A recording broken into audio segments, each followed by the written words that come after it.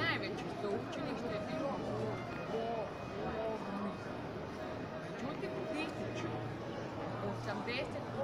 godine, tamo u Bologni na prvom sveučilištu u Italiji, su se posvađali profesori i učenici i onda su ti posvađani profesori i učenici odlučili preseliti ovdje u Padova napraviti svoje sveučilište.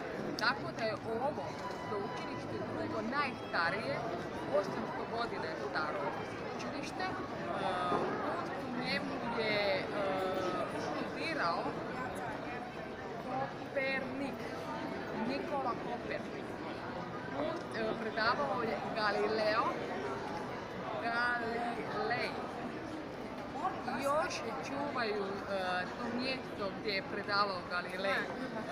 To je najstarije medicinsko sveučilište u Europi.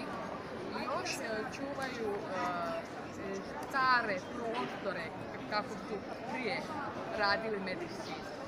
Još